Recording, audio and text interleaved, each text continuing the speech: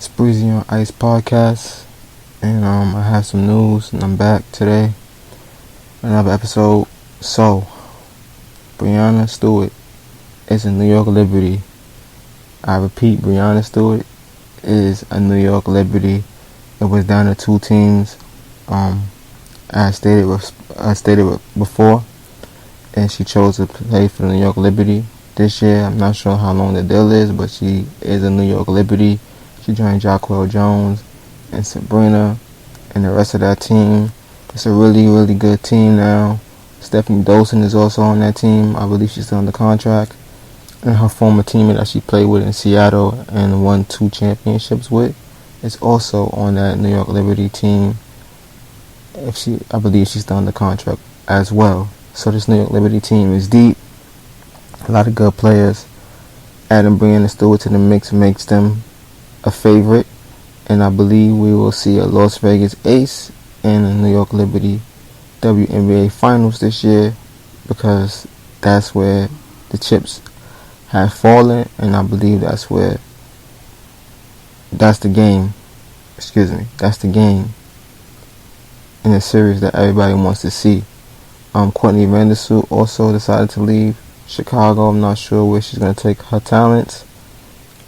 Quigley is also leaving the Chicago Skys, where she's stepping away from the game for a little while. She's not retiring though. Christy Tolliver is going back to the Washington Mystics. They're adding Christy Tolliver. The Bumake sisters are staying in Los Angeles. Both of them are staying in Los Angeles.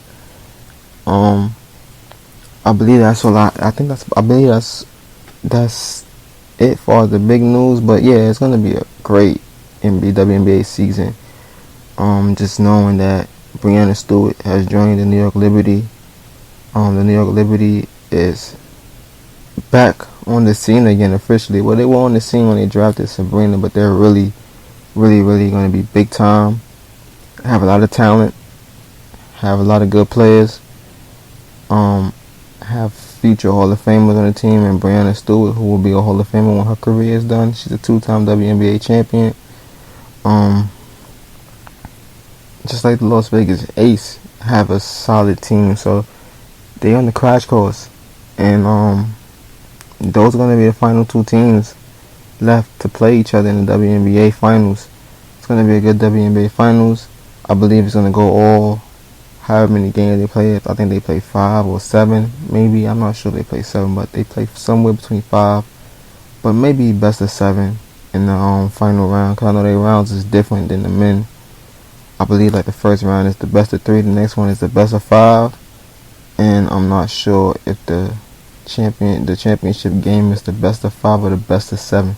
It may just be the best of 7, giving it some interest and some drama and some dramatic, especially when you have two teams like that playing each other in the WNBA Finals. That would be electrifying. I think that would make for good ratings for the WNBA.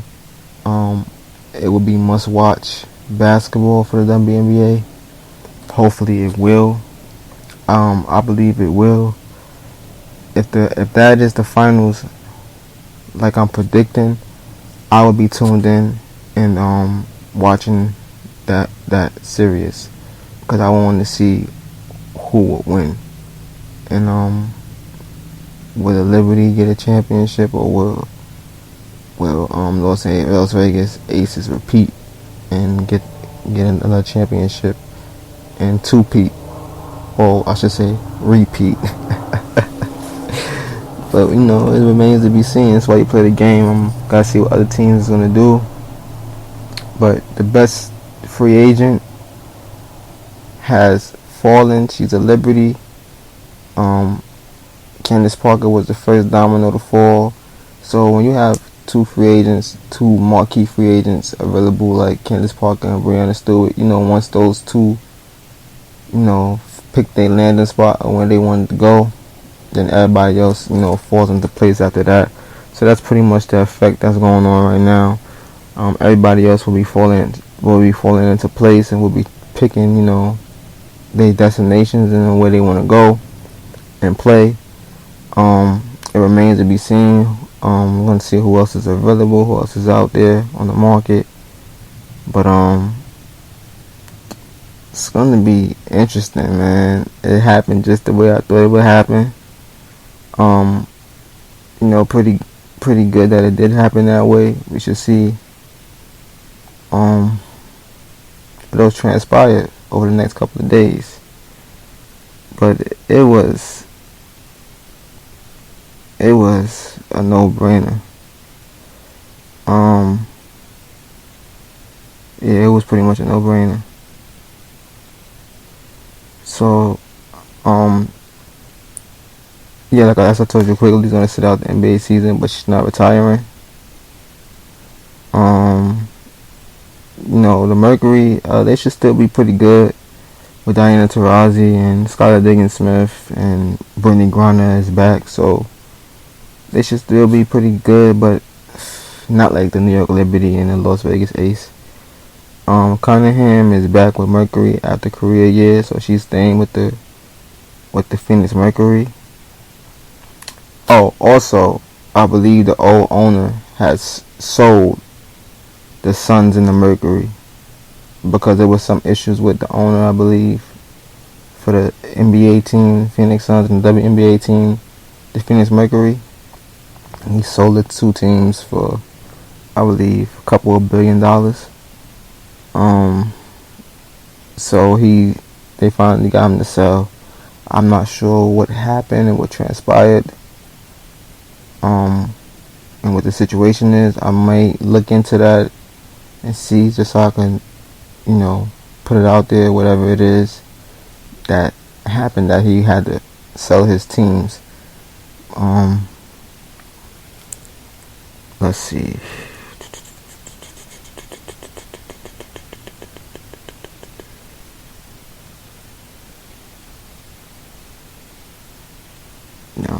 Derica. She's in the process of still filing a complaint about how unethical the behavior of the Las Vegas Aces was towards her being pregnant and having her second child, and how they decided to trade her. So I guess she wants to she definitely wants to bring some insight to that. Like I said, if they handled that professionally, they was wrong. She's allowed to, have kids and do what she do, and not be treated unfairly. So if she was treated unfairly, that is absolutely, absolutely wrong. And hopefully whatever the matter was, it gets solved. And yeah, it's crazy if they handle her wrong. It really is.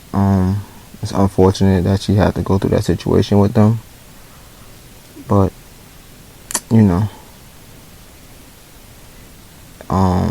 let's see.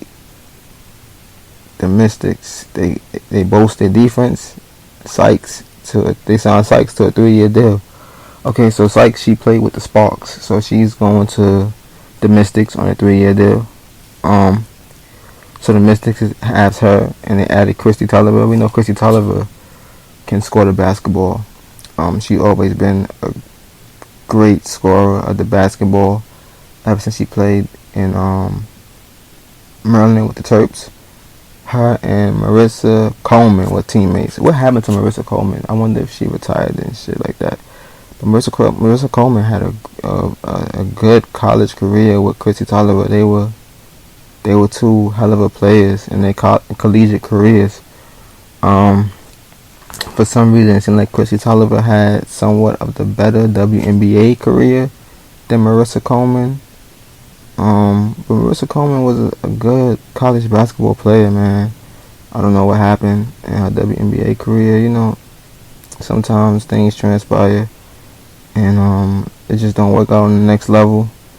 But if she's still playing, then hopefully it's going well. If not, she may be overseas playing basketball or whatever like that. But I'm gonna check in on it and see what happens. And see if I can find out what went wrong with that. But I think that's pretty much the news. No, the Mercury did not get sold, I don't think. It's just the Phoenix Suns purchase to be made soon. Official. Well, excuse me. Sources. Suns purchase to be made official soon. So the Suns should be purchased soon. Purchase of majority stakes in the Phoenix Suns. Yeah, both of them. And the Phoenix Mercury's at $4 billion. Expected to become official in the next 2 weeks. So Matt is going to be the person that owns both of these teams. It should be made official by February 9th. So by next week, it should be official. Next week, Thursday, the purchase will be made official for the Suns and the Mercury. So yes, they have been sold. And I guess that's better news for the for the Suns and the Mercury going forward as far as whatever happened. Again, I have to do research. I really don't know what transpired, so I'm kind of out of the loop on that. But NBA news. Let's get into the NBA news. There's been a lot of trade rumors and talks and stuff like that.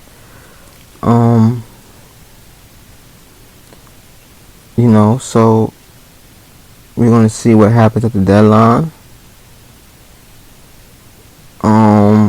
We're hearing a lot of trade rumors and speculation about Zach LaVine. Now, Zach LaVine is a hell of a player. I think Zach LaVine is a good point guard, shooting guard, combo guard, whatever you want to call him. He's a good player. He has a good team in Chicago, but it's just not translating into wins right now. It's like they're missing something, right? I'm not sure what they're missing. I think they're missing Lonzo Ball, and what Lonzo Ball brings to the table: defense, playmaking ability, right? But we know DeMar DeRozan is a baller. Vucevic can ball. So it's like, I don't know what's going on with the team. Like, I don't know. It's just a mess right now in Chicago. But we hearing the Lakers, a Hollywood blockbuster would be the Lakers getting Zach LaVine and Lonzo Ball and Javonte Green. Chicago Bulls get Russell Westbrook, Patrick Beverly, and Max Christie in an unprotected first round for 2027 and one for 2029, unprotected. Now remember, the Lakers had a trade with Washington. They got the young guy. I don't want to butcher his name, but they got him back. He's been helping them, been helping them a lot. So if they was to pull this trade off, Russ and Patrick Beverly will be going to Chicago for Zach LaVine and Lonzo Ball, right? But Lonzo Ball is not even nowhere close to being back, and we're talking about a reunion between Lonzo Ball and the Lakers, where the Lakers could have possibly still had Lonzo Ball. But again, they moved great young pieces, as in Lonzo Ball. They had Kyle Kuzma once upon a time. They had Brandon Ingram once upon a time. They had Jordan Clarkson once upon a time. They had some good young players. D'Angelo Russell was even there once upon a time. So it's like, now with that Anthony Davis trade, you gave up a lot of young assets to get Anthony Davis. Anthony Davis is a great player, right? No disrespect, no doubt about it. He's a great power forward. He can play basketball, but Anthony Davis' biggest problem is staying healthy and staying on the floor. So now you have that issue. You don't have enough shooting around LeBron James. You have a bunch of guys that pretty much do the same thing, right? You add Patrick Beverly, he plays defense, he's gritty, whatever. He can knock you down a couple of shots every now and then, but Patrick Beverly is not a guy that can get you 15 or 20 a night. That's asking for too much. You got Russell Westbrook in a new role coming off the bench. It's been working. He's been effective with the second unit because he's able to do whatever he needs to do with the basketball, whether it's passing it, scoring it. He's able to be triple-double Russ on certain nights. So you have that going. But you trade that element for Zach LaVine. Yes, it's more stability. It's a guy who can stretch the floor. It's a guy who can make plays. How does he fit with Bron and AD? I'm sure LaVine should fit well with Bron and AD. It shouldn't be an issue with the way Zach LaVine plays. Zach LaVine can get you 18 a night with those guys, maybe 20 a night, maybe 21, 22 at the max, playing with Bron and AD. But does Zach LaVine need the ball to be great? That's the question you have to ask. Because with LeBron James, you're going to have to be playing off the ball. So it's interesting to see how that will work out if they was to pull that one off, right? Now, Chicago can get Fred VanVleet, right? Which sounds like a better trade, right? And then Toronto gets Lonzo Ball and Kobe White. Now, that could sound a little bit better. It sounds like it's easier to make, right? Now, this is the thing. Jay Crowder is trying to get out of Phoenix. Now, Brooklyn, right? Let's say Brooklyn can get this done. Brooklyn gets Jay Crowder. The Phoenix Suns get Steph Curry. And I don't want to mess up his name, Kessler Edwards, and 2 second-round picks. Now, you know what Jay Crowder brings to the table: defense, 3-point guy, 3-and-D guy. Can hit you some big shots. Jay Crowder can get you 12 to 15 easy. That's not hard for him with space in the floor. If Brooklyn's able to pull that off and bring him in, Brooklyn becomes a little more deadlier, and they have a lot more shooting, especially with Kevin Durant, Kyrie Irving in the mix. You still have what's his name? Damn, I can't think of his name right now. He used to play for San Antonio. Oh, the point guard. What's his name? Damn, I can't call his name right now. I hate when that shit happen. Oh, he played with San Antonio. As a point guard. I'll come back to him. I can't think of his name right now. Toronto Raptors, they can get Danny Green and Zaire Williams. 3 first-round picks. Warriors, Grizzlies, right? And Memphis can get OG. That's a lot of trade speculation around him from Toronto. But you figure if they get that, imagine having that with John Morant, Desmond Bane, Dillon Brooks, and Jared Jackson Jr. and Steven Adams is on that team too. So Toronto can get DeAndre Ayton and Dario Saric, right? And Phoenix first round pick in 2026 swap rights to 2027 Phoenix first round pick. Top 10 protected in 2027. Top 4 protected in 2028. Unprotected in 2029. That's a lot of draft picks for Siakam. That's my opinion. That's a lot to give up for Siakam. I don't know if I would do that, but again, Siakam bring a guy who can stretch the floor, play defense, get your rebounds with Devin Booker and Chris Paul. I don't know, man. I don't know about that one. That's kind of giving up a lot of picks, man.